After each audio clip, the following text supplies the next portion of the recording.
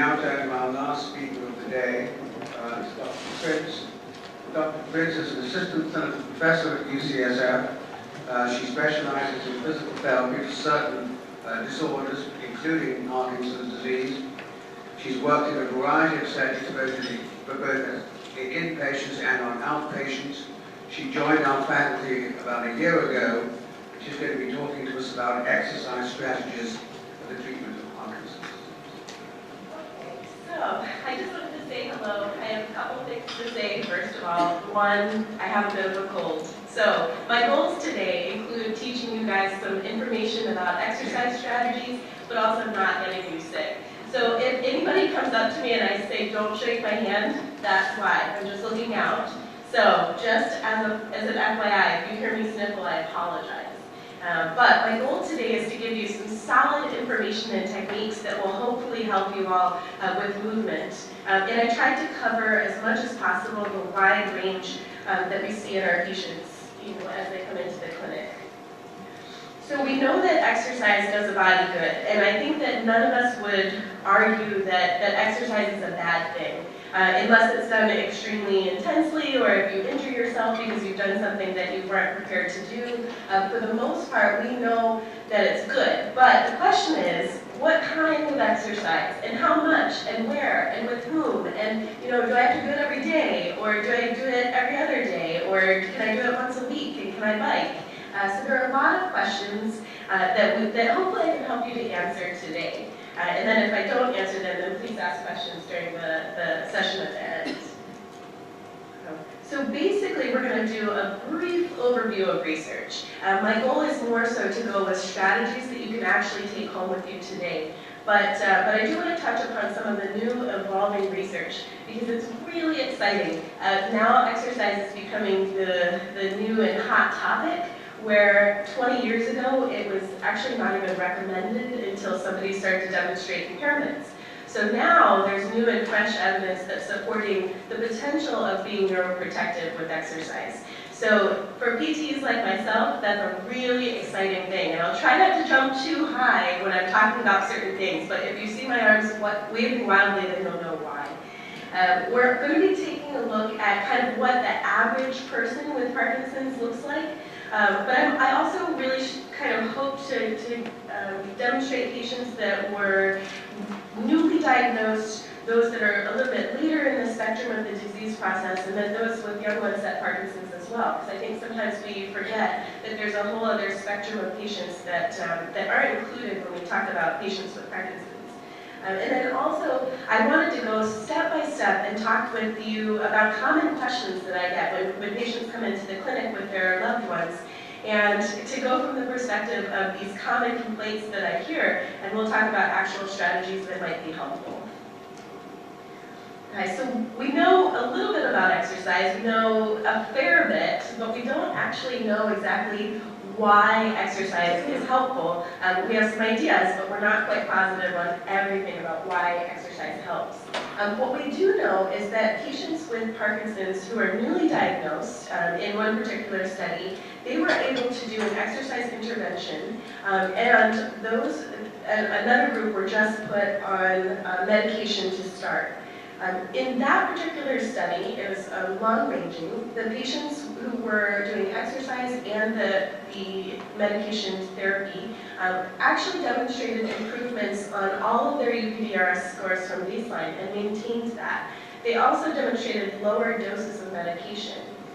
Long ago, it was assumed that you should refer your patients out when they started to demonstrate problems. But what we know now is the earlier the intervention starts, the more plastic your brain is about learning new techniques and new strategies, and the more likely we are that we can prevent some of this negative sequelae from being rigid, or having tremor, or having dystonias that go untreated from a muscular perspective. So we know that exercise helps to make people feel better, and my patients always report if they don't exercise, they feel stiffer, they can't move as well. But what we do know about exercise is we're not actually stimulating more dopamine production. Instead, what we're doing is we're allowing the pathways that go from the brain all the way down to the musculature to be more efficient. So we know that the dopamine production is still declining, but we also know that the signal from basically the brain to the toe is going to be more stringent with exercise. And that's one benefit that we know from our neurological studies. We know also, unfortunately, that for many of our patients with Parkinson's, they're not really exercising enough. And I think this is actually very reflective of what people are typically like in the US in general. Because a lot of people don't exercise. Or if they do, they under-exercise given the amount that the US actually, health standards actually recommend. We know, for example, that people who exercise are going to have an improved quality of life. We know that physical function is going to be better, and we also know that there's a reduction in the caregiver burden, usually because people stay more independent for that time period and they feel better.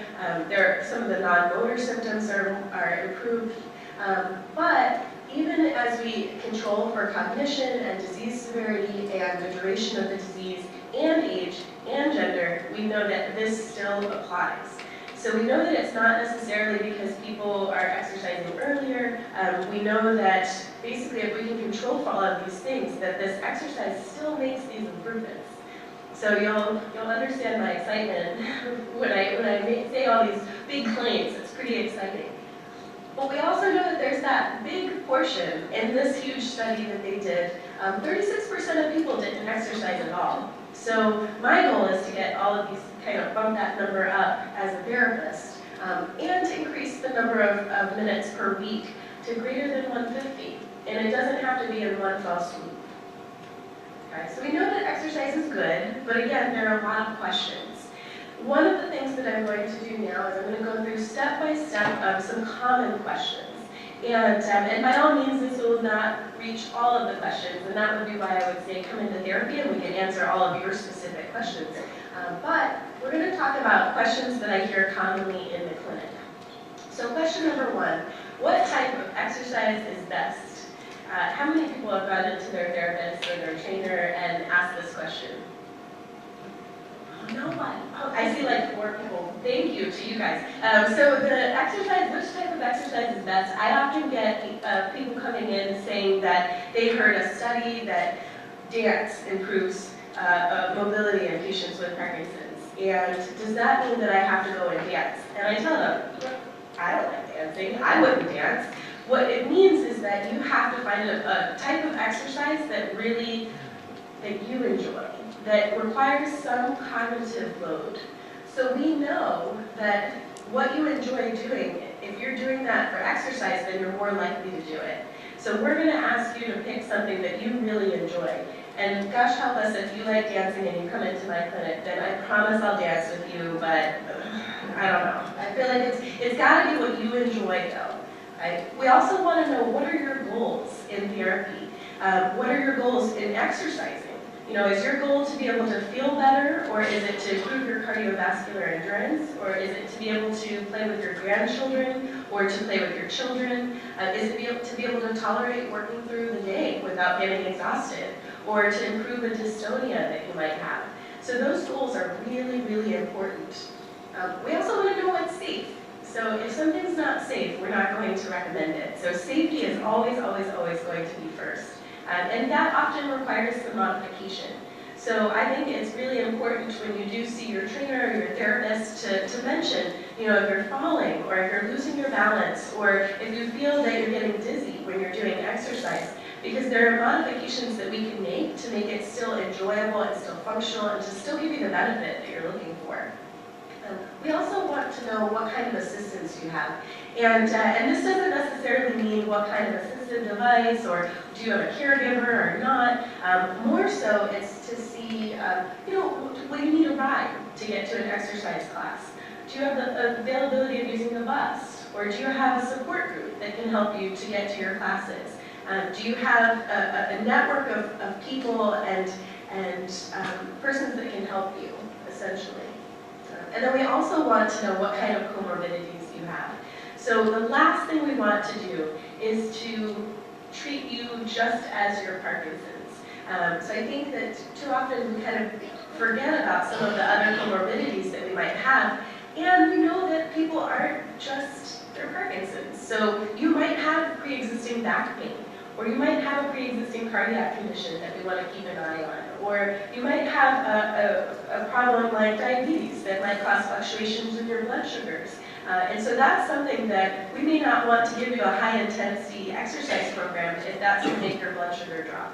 So those are the kinds of questions that if you haven't been discussing with your therapist or your trainer, then start asking these kinds of questions and start bringing up these types of topics so you can really create a program that's going to be suitable for you guys. Okay, so one example, I'm including this video here. This is within Parkinson Wellness Recovery, which is a group out of Tucson, and they do training for both trainers and for therapists. I would highly recommend them. One of the things that I like about this video is it demonstrates a wide bevy of exercise that can be beneficial. So we know, when we're talking about what's best, we know that it has to be challenging. You can't go on the treadmill and walk very slowly and kind of keep an eye on the TV. We know it has to be tough. It has to make your brain work a little bit. And that's one reason why things like Tai Chi and rock steady boxing and dance are really good exercises for people with Parkinson's. And they're good for people in general because they make your brain work hard. We also know specifically for people with Parkinson's that we need to increase the amplification of the movement. So a lot of these movements here demonstrate that. So things like where you're punching and you're reaching for a target, those activities are so important because it resets what the brain expects as normal.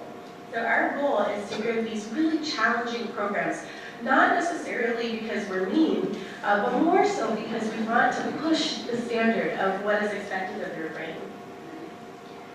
We know that there's a lot of evidence to support a huge amount of exercise. And like I said, there are certain qualifications that we want, one of which that it has to be challenging. And we know that. And so what you'll see in the group that I've picked here, things like dance for PT or Tai Chi, forced use cycling is a big one. In those instances, we're always pushing what is normal for somebody with Parkinson's, and then also pushing that boundary to something that's more challenging, and it forces their body out of the comfort zone. So we know that there's tons of research out there that's quickly emerging left and right, but I can almost guarantee if there's an activity that you enjoy that isn't sedentary, most likely it's going to be helpful for your brain and for your body. Another thing to think about is cognitively, does it involve tasks that require memory and stop-go activities? So when I say that, it means things like inhibiting movement. You know, a lot of us are really good at starting movement, but we're not necessarily as good at stopping the movement. And we know that's a problem to do within the basal ganglia. So in your exercise program, do you have to switch directions? You know, do you have to change the pattern of your movement from left to right? And if so, one, is it safe? But two, then you're getting your brain working. Okay, so I have a couple different examples of exercise here. The first video, for whatever reason, I think it's the second video. The second video is a gentleman with young onset Parkinson's with a focal dystonia specifically to the leg. In his case, he's moving not so much with rigidity, but more so with the dystonia as the primary focal feature. So our goal on the right leg is to stimulate the musculature on the right side to prevent a foot slap from occurring.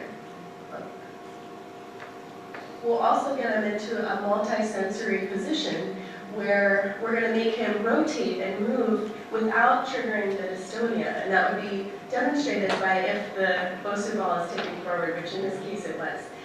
So we know that that muscle is starting to trigger more so. For the third video, this is a person who has had Parkinson's for over 10 years. And our goal is to work on how fast she can actually grab a ball, move it, shift her weight, and then return the ball. So being able to, again, respond to this visual cue that's occurring and step through it. And lastly, we have a gal who had had Parkinson's, I believe, for 15 or 16 years. And we're working on turning. What is the safest way to turn without losing balance? And so the whole idea is, can she make that turn without losing this stability? So everything is very different depending on where your needs are. Now, question 2 that I get often is that people often have difficulty with turning. And what can you do about that? So if you look at the video below, you can see the gentleman is having difficulty not only with the turn, but also with evening out his stride after the turn. And that leads to this pattern called festination, which is that sudden shuffling type step with all of the weight distributed forward.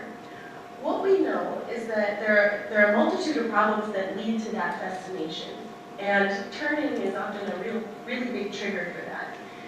In this case, we know that there's likely going to be a change in postural stability. So we know that people's ability to respond to a loss of balance or a change of where their balance is and their base of support is in relation to gravity is going to change. So they may not be able to catch their balance as they lose their balance. We also know that there's going to be a change in what's called an anticipatory postural adjustment. What that means is before I take any kind of step, I need to shift all of my weight preemptively prior to doing that step. And on turning, that's a real trigger for this type of problem. So if somebody doesn't have a big enough weight shift prior to turning, then what will happen is they'll get this sudden shift from side to side. And this is where the festination is triggered, because of the lack of that preemptive weight shift called the anticipatory postural adjustment. We also know that there's an impairment in sensory awareness. So not necessarily to something like light touch, but more so of where the body is in relation to the surroundings around it. And this can also be related to visual spatial awareness as well. So they may perceive that they're closer to an object than they really are. And to top all of that off, there's a change in the way that we respond to cueing. So with Parkinson's disease, usually people would respond well to somebody saying, hey, can you walk bigger? Or can you take a bigger step? But in Parkinson's disease, we know that there isn't that internal cue. So we lose a little bit of that internal focus and that internal ability to say, here's what big is. So I don't know if anybody has ever said this to their loved ones, for those of you who are caregivers in the crowd, but I often hear the complaint that, I keep telling Bob to be bigger, and I keep telling him to just take a bigger step, and then he can't take a bigger step. And I always like to have that conversation that it's not Bob's fault. It's not that he's not listening to what you're saying. It's more so that he can't take that cue of take a big step and translate it into motor control. So if you give external cues instead, like step to this level, step to this line ahead of you, then that's more likely to initiate Bob's big step. Right? So to return back to this idea of turning, what can you do if you're having difficulty with turns? Step number 1, if you're turning to the left, lead with your left foot. And this sounds very simplistic, but what we know with turns, with people who have Parkinson's, is that there's often more of a fall towards the turn because it's a lot easier to negate that lack of weight shift. And so rather than shifting the weight, we just fall into the step, and then that causes a crossover step, and then that leads to oftentimes falls. So if you lead with the left foot first when turning to the left, then it's less likely to do that. And it often takes some practice. So I would highly recommend practicing this with your therapist if you have one. And then also, the same goes with the right foot. Lead with the right foot if you're turning to the right. We also know that working on movements that will increase that preemptive weight shift will also help with that turn. So for example, I included a picture here from top to bottom where we're working on this idea of taking that first big step, as big as possible, and opening up the arm as well. So we get this whole body movement, and we open up with a nice big step, like so, and then we take an equally big step back to the center. The hardest part is coming back to the center, and that is because of that preemptive weight shift that's required. So it's a very simple way and a safe way with holding on to an object to work on turns. Also, we know that reducing distractions can be very helpful. So if you are in a really busy environment, that is not the time to have a conversation with a loved one. Instead, just let them get through that turn, or keep your cues very, very simple, so that it's not another distraction for the brain to have to process. Okay, and then lastly, giving external cues to reorient yourself in space is going to be helpful, and I'll describe that a little bit later too. Okay, so another way to help, and I'll describe this prior to showing the video, is to use a visual cue, like a piece of tape on the corner of a chair that might be an area where you have a lot of freezing or fascination. So, walking without the walker, you would go all the way to that corner of the chair first, prior to beginning your turn. Okay? And notice I have that red tape on the edge of the seat, so you know to go to the red tape, not to go to the chair. And again, that's giving you that external cue that you need. Right? If we do it with a walker, it's the same rule. So you go all the way to the corner of the chair, to the side with the red tape, or whatever color you should choose.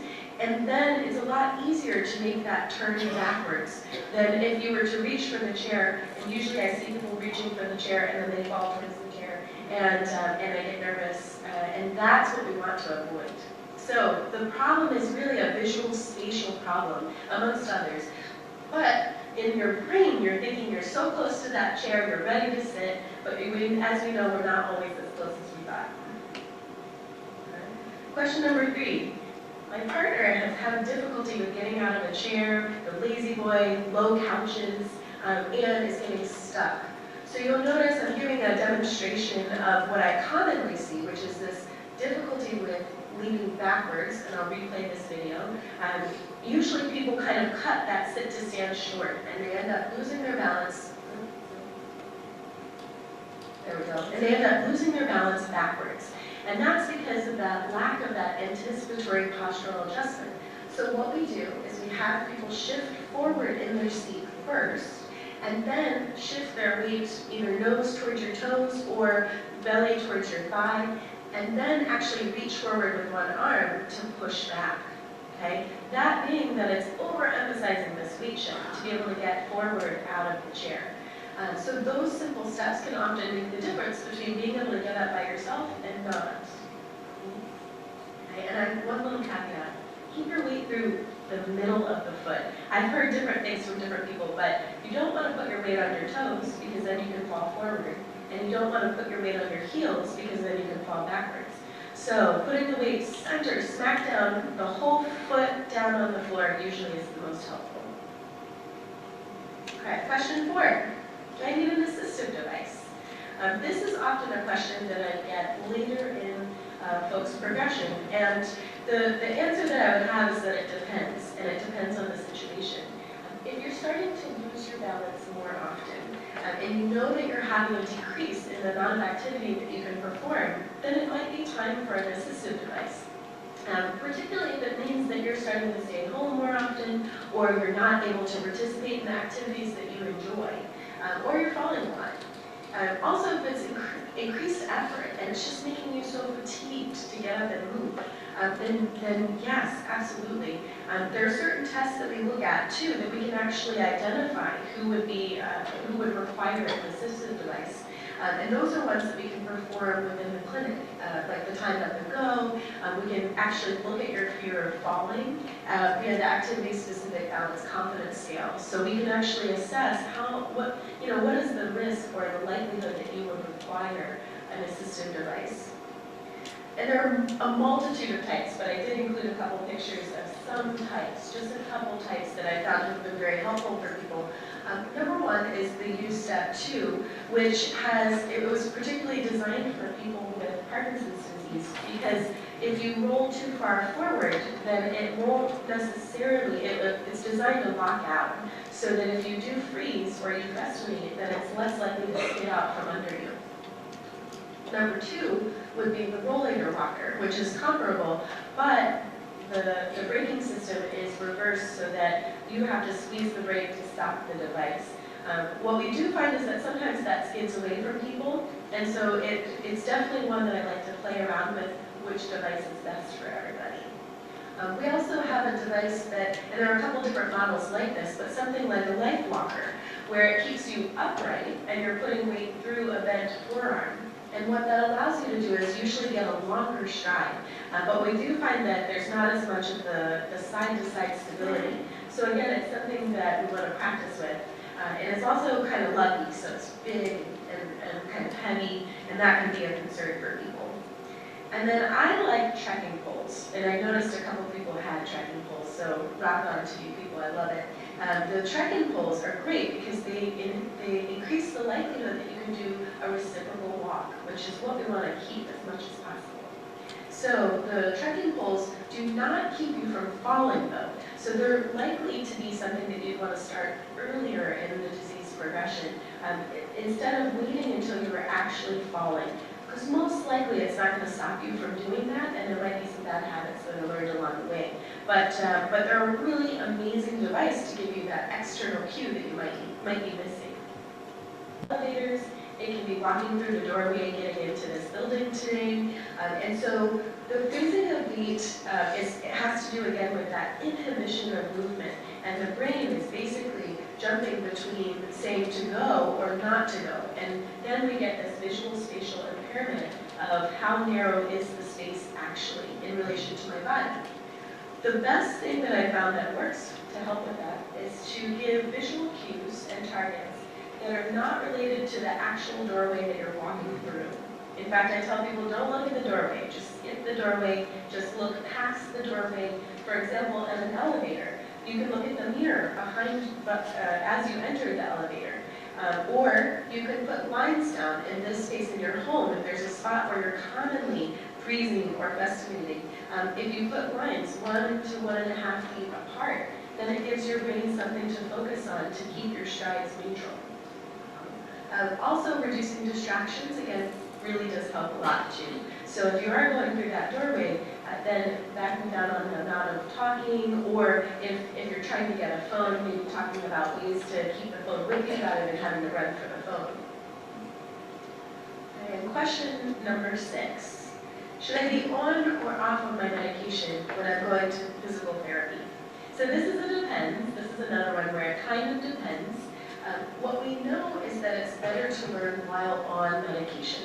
So we know that it's going to facilitate better movement, and it's more likely that you're going to learn good habits while you're on your medication.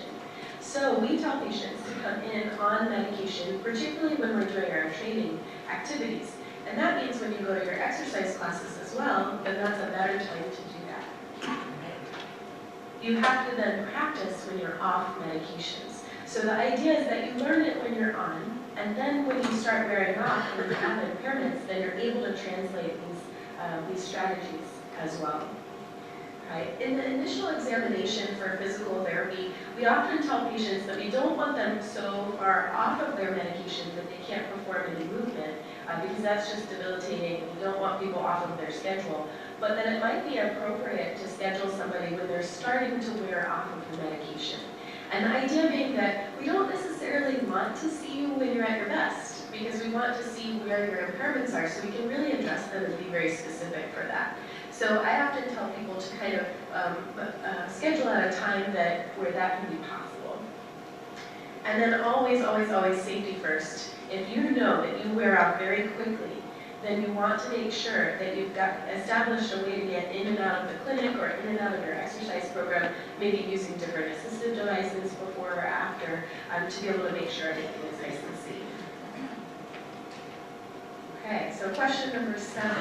I'm new to exercising, which I hope none of you are. I hope everybody has established an exercise program, but just in case, if you're new to exercise, where do you start? Because there's so many options. And I get a lot of questions about, is it okay to go to a trainer? Is it okay, I'm going to the YMCA and I'm going to a personal trainer there. Is that okay? And my general rule of thumb is that it is okay, because exercise is a good thing. But what I do try and do, and what I recommend for patients to do if they're not necessarily coming to UCSF for treatment, is to try and coordinate care with the trainer and the therapist. So you have the therapist kind of guiding based on those exercise principles that are research-based, but the trainer is then able to implement them, and everybody wins because everybody learns more about that person. As a general rule, too, you're not going to make perfect gains in physical therapy by coming in once per week. I wish that were the case, and we would be miracle workers if that were the case. But the real miracle is going to come from you guys practicing at home. So the biggest thing that we need to do is to figure out a way that you can implement programs either at your gym, in your community, what exercise programs can you do in your home that are safe so that you can maintain those gains that we make within therapy. Okay? I look for, specifically for people that are more Parkinson specific. So some ways to look for that is looking for people who are LSBT or Parkinson Wellness Recovery certified, and you can go to their websites and actually look at people who are certified in both of those areas. Although I will say sometimes their websites are not up to date in terms of who is certified, and so I've noticed a couple times I've been dropped off both, and then I get upset and I redo it. And so I know that servers and technology, sometimes it doesn't work, but it's a good starting point. You can also look for, in the community, looking for some of the community exercise groups with Parkinson's and kind of asking for people that you may have recommended who have done a really good job. There are a lot of Parkinson-specific exercise classes, like Rock Steady Boxing, for example, that are very focused towards the impairments and the difficulties that you may have with Parkinson's. And then also looking at most major hospital centers, they often have exercise classes that are specific for people with Parkinson's. And just using our UCSF as an example, they have 2 Parkinson-specific classes. One that is called PD Intensive, which is a morning high-intensity exercise class, and then one which is called Balance Fit, which is looking more at generalized balance. Those types of classes are often offered at places like CPMC or St. Mary's, and so you can get extra training even outside of your normal physical therapy as well. Again, looking at specialty health and wellness, and then following up with your therapists multiple times throughout the year. So not only is it important to get a baseline look at function from your therapist, so as soon as possible after diagnosis, whether you feel symptoms or not, it's a good idea to see your therapist. Then to see that therapist for 2 months.